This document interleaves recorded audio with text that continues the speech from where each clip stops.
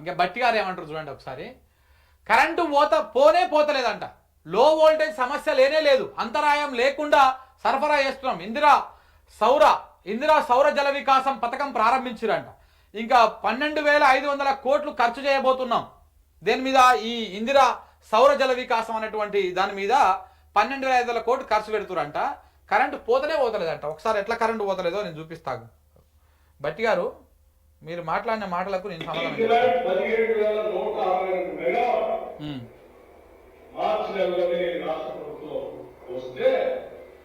చిన్న ఇంటరప్షన్ కూడా లేకుండా కరెంటు సరఫరా చేసినటువంటి పరిస్థితి ఈరోజు మన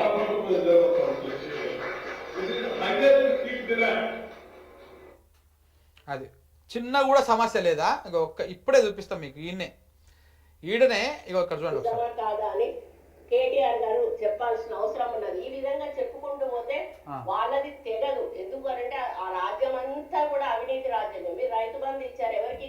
అది అర్థమైందా? బట్టి గారు, విద్యుత్ శాఖ మంత్రి గారు, కరెంటు పోయిందా ఉందా?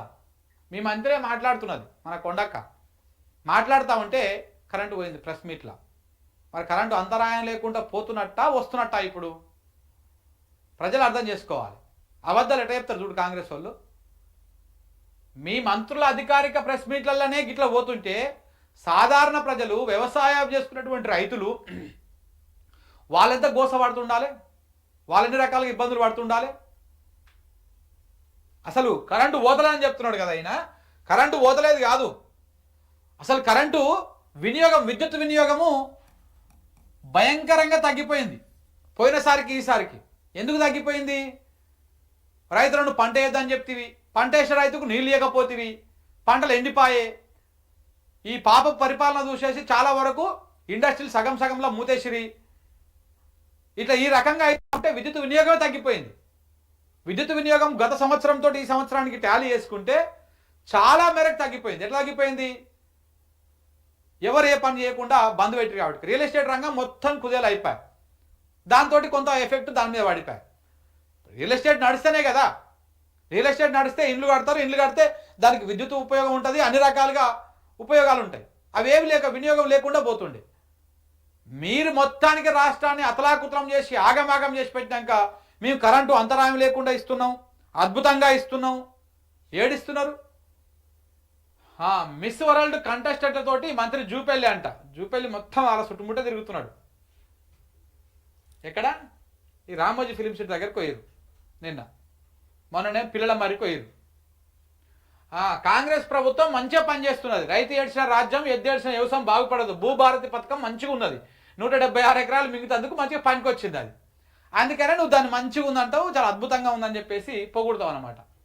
హైదరాబాద్ పైన రేవంత్ రెడ్డి పగబట్టిండు. మూసి హైడ్రాతో సమస్యలు సృష్టిస్తున్నాడు. హైదరాబాద్ను తిరోగమనం వైపు మళ్లిస్తున్నారు. తెలంగాణ భవన్లో బీఆర్ఎస్ ఎమ్మెల్యే సుధీర్ రెడ్డి నిన్న మాట్లాడండి ప్రెస్ మీట్ పెట్టి. హైదరాబాద్ మీద పగబట్టాడు. ఎందుకంటే ఇక్కడ ఒక్క ఎమ్మెల్యే సీట్ కూడా గెలిపేలే కదా, కనీసం 3వ స్థానంలో కూడా రాలేదు. ఏదో ఈ పక్కన రంగారెడ్డి ఒకడు, ఆ పరిగిలో 2 ముగ్గురు, ఆ పరిగి ఈ బెల్ట్లో 2 ముగ్గురు గెలిచారు. ఎవడు కాంగ్రెస్ వాడు గెలవకపోయేసరికి హైదరాబాద్ మీద పగబట్టి ఇక్కడ మెట్రో ఛార్జీలు పెంచుతాడు, మూసి ప్రక్షాళన అని చెప్పేసి దాన్ని బట్టి పేదోళ్ళ ఇండ్లన్నీ కూలగొడతాడు. హైడ్రా పేరుతోటి షేర్వాణి కుంటనే ఆ రంగనాథేమో పొద్దుగాలేసి టిఫిన్ ఇల్లు కూలగొట్టడమే, మధ్యాహ్నానికి లంచ్కు ఇల్లు కూలగొట్టడమే, నైట్ డిన్నర్కు ఇల్లు కూలగొట్టడమే. ఈ కార్యక్రమాలు ఆయన చేస్తూ ఉంటాడు. ఈ రకంగా హైదరాబాద్ ప్రజలను టార్గెట్ చేసుకొని హైదరాబాద్ మీద పగబట్టిండు అని చెప్పేసి నేను చెప్తా ఉన్నాడు. మరి నిజమే కావచ్చు అది కూడా.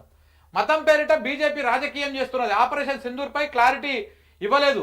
సీఎం మార్పు అనేది ప్రతిపక్షాల కుట్ర. సోషల్ మీడియాలో విష ప్రచారం చేస్తున్నారు. మధ్యప్రదేశ్ తరహా చట్టం తెస్తాం, త్వరలోనే మంత్రివర్గ విస్తరణ, తుది నిర్ణయం హైకమాండ్ సీఎందే.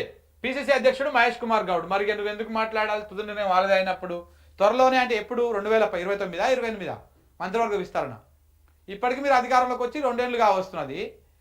ఇంకా త్వరలోనే అనుకుంటే ఈ రాష్ట్రానికి హోంమంత్రి లేడు. అసలు హోంమంత్రి లేడు, విద్యాశాఖ మంత్రి లేడు, మున్సిపల్ శాఖ మంత్రి లేడు.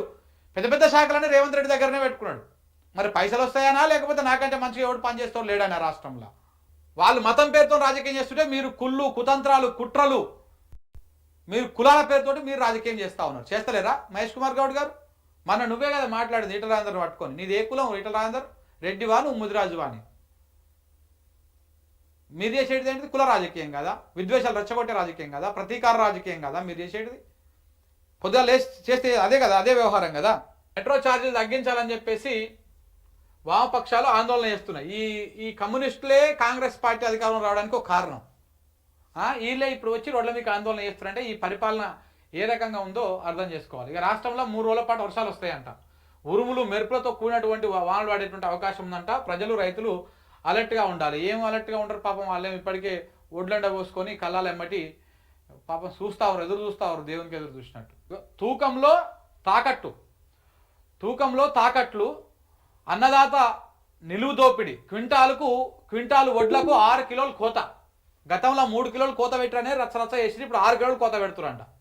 తాలు తేమ నాణ్యతలేమి పేరిట కొర్రీలు, తరుగు పేరిట రైతులకు సర్కారు దగ, ట్రక్ షీటు రాయడంలోనూ తీవ్ర జాప్యం, మిల్లర్లు సివిల్ సప్లై అధికారుల కుమ్మక్కు, చేతులెత్తేసిన అధికార యంత్రాంగము, తీవ్రంగా నష్టపోతున్న రైతులు, పట్టని సర్కారు.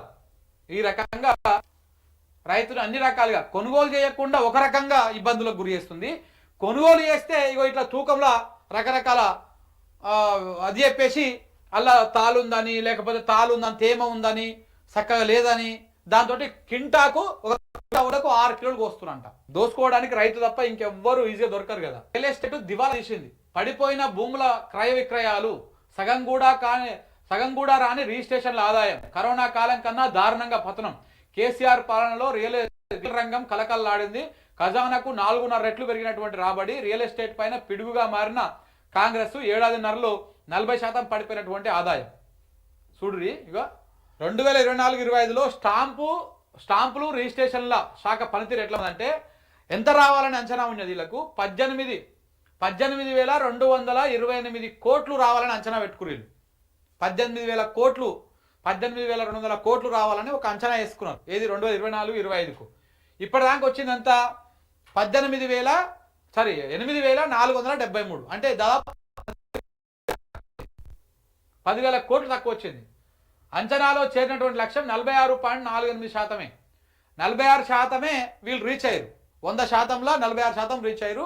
మిగతా 10,000 కోట్లు గాలి కలిసిపోయినాయి. ఎట్లా వస్తుంది చెప్పండి? ఈ రియల్ ఎస్టేట్ నువ్వు ఎంత జాకిలు పెట్టి లేపినా కానీ హైడ్రా అన్నదాన్ని మీరు ఎత్తేది, ఇప్పుడు ఉన్న పలంగా హైడ్రాని తీసేసేది, అప్పుడు కొంత ఆడుకో ఇడుకో పుంజుకుంటుంది.